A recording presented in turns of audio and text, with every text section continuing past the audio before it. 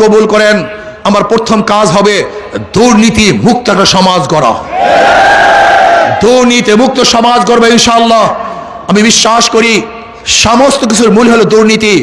আজকে আপনি যাবেন কলোনিতে, আমার কেডিসির কলোনিতে যান, রসুলপুরের কেডিসির কলোনিতে যান, আপনি যান পলাশপুরের কলোনিতে।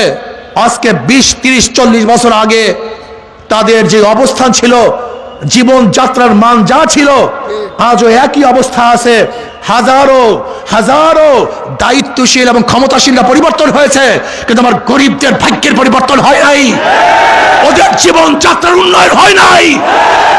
ওদেরকে বারবার ঠকিয়ে ওরা ভোট দিয়ে আঙ্গুল ফুলে কলগাছ হয়েছে, কিন্তু আমার গরিব দুঃখী মেহনতি মানুষের ভাগ্যের পরিবর্তন ওরা করে নাই। এই ডাকাত এবং চোর লুটেরাদের বিরুদ্ধে একটা আন্দোলন করতে হবে, সংগ্রাম করতে হবে ইনশাআল্লাহ। আমি বরিশালে কোনো দল বুঝি না, আমি কোনো দল বুঝি না, নেতা বুঝি না। আমি শুধু একটা কথাই বুঝি, আপনি যে দল করেন না কেন, বরিশাল উন্নয়নের জন্য, এই জাতির মুক্তির জন্য, এই গেছে এই কেস মিথ্যা কেসের গজব থেকে মানুষকে বাঁচাবার জন্য, এই চাঁদাবাজির গজব থেকে মানুষকে বাঁচাবার জন্য একটাবারের জন্য হাত পাখাকে নির্বাচিত করুন, একটাবারের জন্য আমাকে নির্বাচিত করুন ইনশাআল্লাহ। আমি ওয়াদা দিতে পারি এই বরিশালের চাঁদাবাজদের কবর রচনা করবি ইনশাআল্লাহ। আমি বিশ্বাস করি, আমি কনফিডেন্স রাখি আমার উপরে ইনশাআল্লাহ।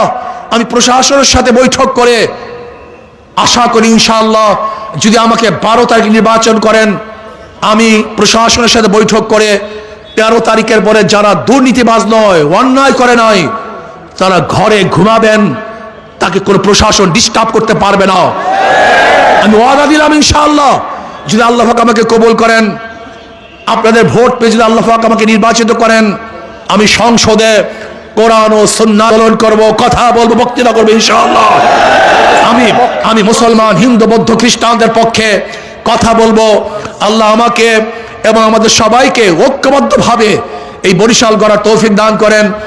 আগামী 12 তারিখ যে যে দল করেন না কেন, শুধু শান্তির জন্য, মুক্তির জন্য, একটাবারের জন্য হাত পাখাকে বিজয় করবেন, এই অনুরোধ, এই আশা রেখে আজকে মিছিলের পূর্বে বক্তৃতা আমি এখানেই সমাপ্ত।